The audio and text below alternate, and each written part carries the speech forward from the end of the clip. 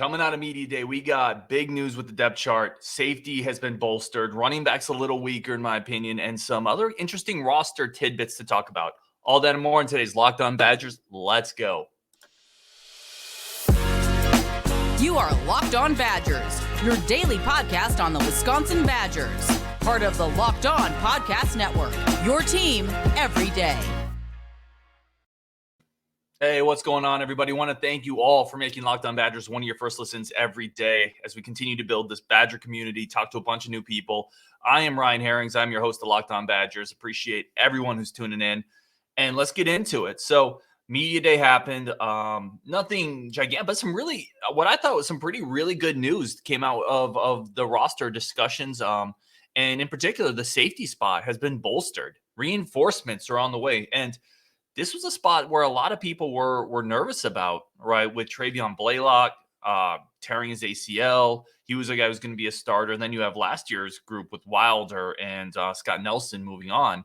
This was a spot that the staff needed to address. Reinforcements needed to come. You know, in the offseason, obviously, Austin Brown's coming in. He's the four-star safety prospect out of Illinois, but he's a true freshman, right? It's hard to expect him to be an impact guy day one. So they went out, they got a transfer safety out of Utah, Kamoe Latu. And now we got news out of media day. And this was, to me, these were the two biggest nuggets to come out of media day that I thought. The first one is Titus Toler. Titus Toler is back on the roster.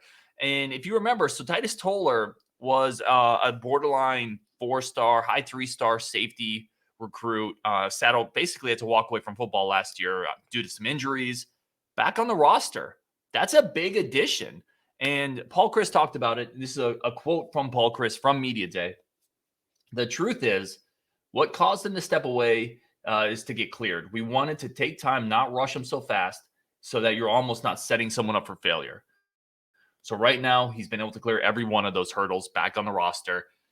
You know, so I think this, first of all, two things. I think we talk about Paul Chryst sometimes as a culture setter, as a positive, and I think this is an example of that. Like, you know, letting a player step aside for a while, work through things, and not rush him back, not treat him like, hey, you need to play football or you're not valuable to me. You know, and it looks like they were able to give Titus Toler a little bit of time away from the program. He's healed up. This is a really athletic, intriguing prospect that for a while looked like one of the future starters at safety. So getting him back on the roster. Now, he's been out of football for a while. There's probably rust to knock off. And I don't know exactly everything that when Paul Chryst said he had hurdles to clear, I don't know what those hurdles necessarily entail, but it sounds like he's ready to go. And that's a big addition. I should say potentially, but that's potentially a big addition to this safety group that was pretty light. And now the other one is Cade Yacamelli. So Cade Yacamelli, a true freshman coming in out of last year's class, coming out of Pennsylvania. He's an athlete. And for the longest time, it was pretty much assumed. In fact, they talked about it when he signed on signing day that he'd be a running back. This is a guy he could play receiver, he could play running back, he could play safety. You know, good friend of the show, Justin Jolka, came on and compared him to Alex Erickson, former Wisconsin Badger, great receiver, and thought he should start receiver. I thought he should start at safety, and it sounded like the program was going to start him at running back. And I'm stoked. I'm stoked that he's back at safety because this is the spot, safety, corner, receiver, where we've just been out-athleted at Wisconsin, right? Wisconsin has just been out-athleted. That's not a term, but I'm using it against Ohio State, against the elite teams. Yacamelli's an elite athlete, okay? He is a borderline just mega athlete. Like if you go and watch if you look up Cade Yacamelli on YouTube, he's got a box jump. It's like 40-something inches. I mean, he's an incredible athlete. And to put him at safety, he's a 6'1", 190-pound player, runs in the high 4.4s, but also explosive, strong, well-built. I think his future's at safety. I love that they're starting him there. So to me, those were the two kind of biggest things that caught my eye. You have Titus Toler coming back in, and you have Cade Yacamelli starting at safety. And now suddenly we talked about that safety group that was light, you know, that had some depth questions. And now you have Hunter Wohler coming back. You have John Torchio. Now you have the Utah transfer, Kamoe Latu. You have Austin Brown coming in. You have Titus Toler back on the roster. Cade Yacamelli starting there. I feel pretty good about it now. And I think you have a potential star in Hunter Wohler, and you have a lot of good players around him. I still worry, if we're talking about the safety spot, I still worry that we don't have a rangy guy who can really cover, really at an elite level, cover space on the deep end. I think Wohler can kind of do that, but we don't. For all the foibles that Tanner McAvoy had, right, starting out his career at Wisconsin as a quarterback, and the disaster that was, the brief and uneventful experiment with Tanner McAvoy, the receiver, which by the way, Wisconsin bumbled that one. Like, there was no reason you couldn't have just ran Tanner McAvoy out every single time you had the ball inside the goal line and throw jump balls to him a little bit more. But whatever. So despite all the foibles, despite the fact that he wasn't a very good tackler at safety, that dude was rangy and he was a ball hawk. And Wisconsin hasn't had that in a while. And that's the one area with this safety group. To me, it feels like Austin Brown, Hunter Wohler are really good athletes. I don't know if they're that deep center field guy, but we'll see. But the point remains, I think they rebuilt the safety spot really well this offseason. They needed to. They've done it. They've added several bodies in. I do want to now loop back, though, right? Because when you're talking about taking athletes and shifting them around, like, if you're adding one somewhere, you're subtracting one somewhere else, right? And I was always a little perturbed that last year's recruiting class lacked a running back. And people sold it as, well, that's okay because that's where Cade Yacamelli is going to start. Yacamelli is going to be the running back of this 2023 high school football recruiting class. And I was like, okay, I would rather him start at safety, which he's now doing, but now you didn't bring in a running back. And I hate that, right? I hate there's a couple positions I think you got to bring somebody in every year, right? You got to bring in a running back, a quarterback. You got to bring in a couple skill position guys, but you have to bring in a running back and quarterback every year at Wisconsin. Now you look at the running back depth chart, right? Because again, you're recruiting for a couple years in the future. You're not recruiting for this year, but you have Braylon Allen for a couple more years, Ches Malusi, and then you got a lot of question marks behind him. Obviously, there's 2 kids committed in this 2024 class with Keys and Nate White, but I think it was a mistake not to get a running back last year. I think that the depth, the pipeline needs to keep getting built. I'm stoked. I'm incredibly stoked that they're moving Yacamelli to safety. I think that's where he needs to be. I think that's the spot that he projects best to. But it does highlight and potentially exasperate the fact that they didn't bring in a running back last year. And they probably should have, because there's a lot of dudes on the roster. Julius Davis injury questions, Isaac Garendo injury questions, Ches Malusi coming off a big injury, Jackson Aker, we're going to talk about him in a little bit, probably more of a fullback. Braylon Allen got banged up last year. This is not a running back room that you would say was super healthy last year. And not bringing in a running back, I thought it was a mistake. I still think it's a mistake. And I think it's a mistake made bigger by the fact that Yacamelli is going to safety. But that's the big one for me. Safety position has been rebuilt. I'm stoked about it. I'm really excited to see Titus Toler back on the roster. I'm excited to see Cade Yacamelli shifting over to safety. Coming up next, we're going to talk about some roster notes that I noticed. A couple players in positions that I didn't expect, which is interesting to me, including a guest of the show, favorite of the show. So we're going to get into that next. But first, today's show is brought to you by BetOnline. BetOnline remains your number one source for all of your sports betting needs and information. Your number one source to get sports news, online Vegas casino games, blackjack, 21 roulette, all of it's there. The website's easy to use, and it's a great place for futures, right? We've talked about ad nauseum Wisconsin over under 8.5, but look at other Big Ten futures. See what's out there. See what intrigues you. Do it responsibly, but it's a great way with a little bit of money and all your sports acumen. Test it out. See how you do. Great spot for futures for the NFL, the NBA, MLB. Pennant races are on. The baseball trading deadline. You can take bets on when Kevin Durant's going to land. All of that and more is on BetOnline. The website's easy to use, and it's a great spot for sports news and, like I said, online casino games. Head to the website today. Use your mobile device to learn more about the trends and actions. BetOnline, where the game starts. I want to thank everybody again for making this one of your first listens every day. I really, really, truly appreciate it, and am humbled by everyone who's subscribed, who listens. I cannot thank y'all enough. So thank you. Yeah, and let's get into it. Not wasting any time today. Media days are happening. The season's coming up. There's so much to get into, and thank goodness I can do this every day because I have more things I want to talk about than I have time for. So let's get into it. Here's some of the roster news, notes, updates from Media Day that really intrigue me, that make me interested. The first is, and this isn't necessarily in order, so this is kind of just things as I was looking through media day tweets, reports, the roster that was released, things that I noticed or things that I picked up on. So the first one is Deacon Hill.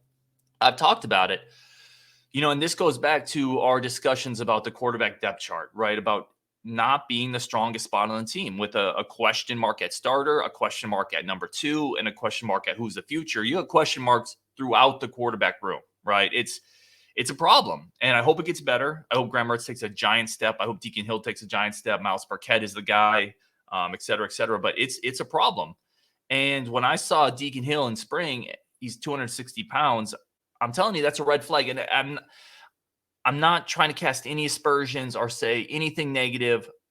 Deacon Hill is a fantastic arm talent and very young and a lot of time in his career still, but it's a red flag when you show up at 260 pounds when you know that the depth chart isn't very strong. So he's at 251, which means he's slimmed down. He's working on it, obviously. And he's always going to be a player that's going to be a little bigger. Like, I'm not expecting, and nobody should be expecting Deacon Hill to be like 220 pounds and running a 4.4 or a 4.6, right? That's not his game. He's a power quarterback, a power thrower, a pocket guy. But I don't think you can be 260 pounds, right? You have to take care of your body. And it seems like, at least again, from looking from a distance, it looks like that's happening. So that's, to me, a good news. Deacon Hill's a little slimmer. I really, really hope he takes a big step this year and really attacks that backup quarterback position because he's got a gigantic arm. He probably is the most upside just in terms of arm talent on the roster. So now everything else needs to come along with it, but he's definitely a player to track if we're looking for a potential future quarterback star for Wisconsin. Next up, Jackson Aker, listed at fullback, 240 pounds. So we saw Jackson Aker last year, and he played a little halfback, a little fullback, a little bit of both. He's listed at fullback. He's listed at 240 pounds. Really good athlete. Like, he's a good athlete for a tailback. So if we're going to use him at fullback, and this is something Paul Chryst has liked to do a lot now. I don't know where the offense is going necessarily with Paul Chryst and Ingram, but there's a chance that you can get another plus athlete on the field with Jackson playing fullback. You can leak him out. You can run some of that fullback counter that you like. Maybe do some wheel route stuff with Aker that you couldn't do with a lot of other fullbacks necessarily. So I'm pretty excited about this one. I think it's a way to get another athlete on the field, right? Because he's not stealing carries from Ches Malusi. He's not stealing carries from Braylon Allen. And if healthy, he's probably not stealing carries from Isaac Garendo either. So this is a way where his future kind of lines up where he can get on the field for a long time, and Wisconsin can use his athleticism to create matchup problems, because that's part of when Wisconsin's offense is humming, right? That's part of what's difficult for defenses. They have to load the box. They have to have power in there. And then if you can leak out a fullback that runs a 4.55, a 4.6, it's really tough for linebackers to match up with that. It creates issues. So I think that's a pretty exciting development. It's going to be interesting to see how they use him this year. But he's a plus athlete for a fullback. And the more plus athletes you can get in situations to abuse matchups, the better your offense is going to be, because that's what it always is. Like, how can you get better athletes isolated on worse defenders, right? Whether that's your third receiver on their third corner, whether that's your tight end on their strong safety, whether that's your fullback, trying to be guarded by an outside linebacker that's too stiff to do it. So I'm excited to see Jackson Aker. I think fullback's a good spot for him because he's not going to crack that running back depth chart, and he can be a plus athlete there. Moving up next, I love the receivers coming in. I've talked about this before. This receiver group coming in is super exciting to me. Chris Brooks, Tommy McIntosh, Vinny Anthony, Keontae Lewis will throw in there as well, the UCLA transfer. I really like this group. And then looking at the roster, the size is legit. I mean, Brooks is coming in 6'2", 215. 6'2", 215, yes. I mean, he's going to be able to physically block and play in a power style almost immediately if the rest of his game is there. I really like the size. And then McIntosh is coming in at 6'5", which is what we always thought he kind of was. But sometimes players are listed at 6'5", and they come in and they're like 6'3.5". Now, Tommy McIntosh is coming in 6'5", 205. That's a really unique profile for a receiver, not just at Wisconsin, anywhere, right? If a 6'5" receiver can change things. A 6'5" receiver can be a red zone threat. And again, I'm not expecting that this year for either of these players, although you never know for sure. But all this is looking forward in the future too, and knowing like the type of size those two players have coming in. I think it really bodes well. I'm super excited to see both of them, as well as Vinny Anthony, who I think is unheralded, the other receiver coming in. So receiver size is checking the box. I like it. Coming up next, a couple defensive linemen that I'm excited about, James Thompson and Gio Paez. So I've talked about the defensive line. I think it's better than people are giving it credit for, right? I mean, you start with Keanu Benton and you have an NFL guy in the middle. I love Mullins. I like Townsend, the Oregon transfer, 6'5", 290. I think he's going to play more this year. But these two players, Paez, who's basically the backup nose tackle this year, if something happens to Benton, you need a bit of that unmovable object in the middle, that cut off tree stump that offensive lineman can't push around.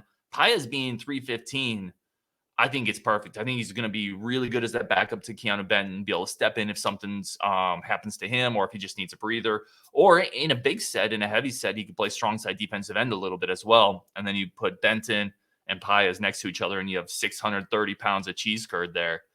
I like it a lot. I think he's going to be a good player. And then James Thompson, a player that the coaching staff has raved about for a while, an athletic defensive end, seeing him up around, was it 295? Yeah, let's get it. Now, I hope it's good weight, but I imagine it is. 6'5", 295. That's prototypical defensive end size for the Badgers. I think the defensive line is going to be really good, everybody. I really do. I have concerns at other spots on the roster, like I've talked about them. I don't think D-line's one of them. I think it's a spot that's getting overlooked. I think people are overvaluing the loss of Matt Henningsen, who I loved. Henningsen was great, but there's depth on this team. There's size.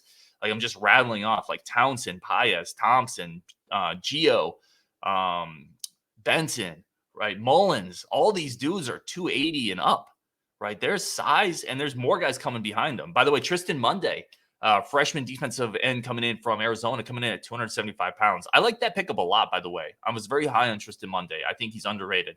So defensive line size is something I picked up on the roster.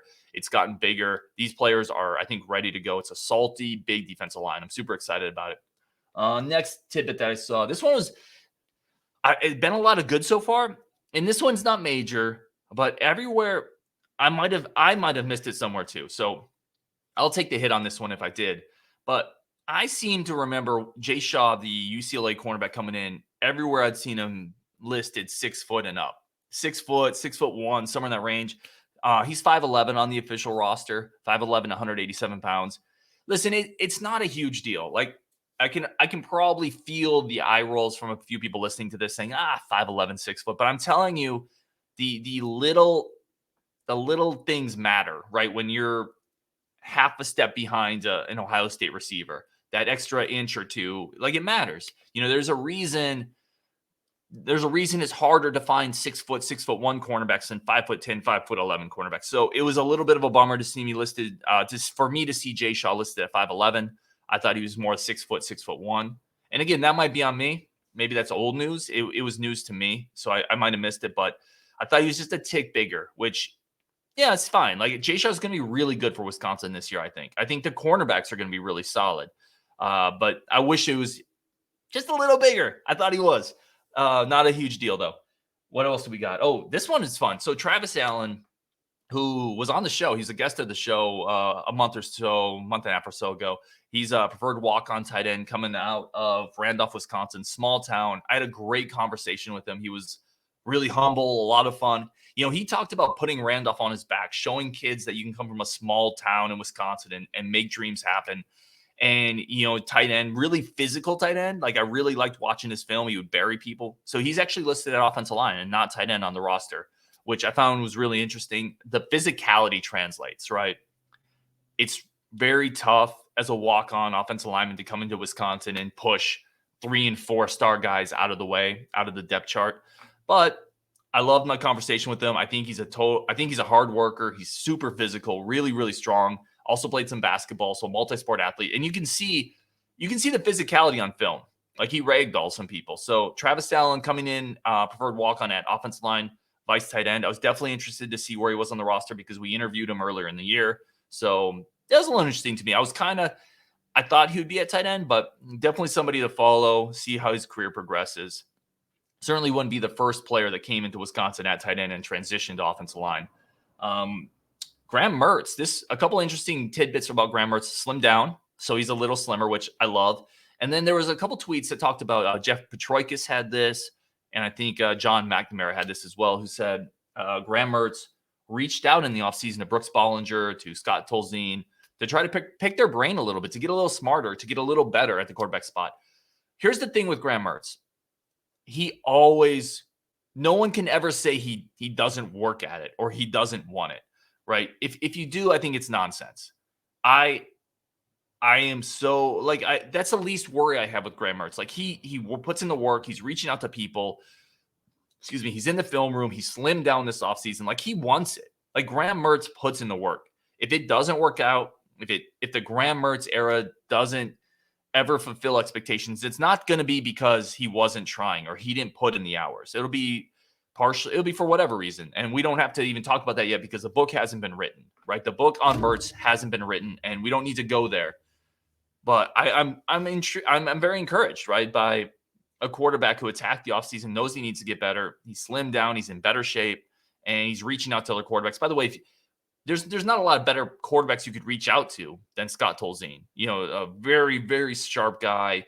Actually got into the NFL for a while. Hung around in the NFL with a very limited arm for that league, right? And it's based on his intangibles, his mentality, his knowledge of the playbook.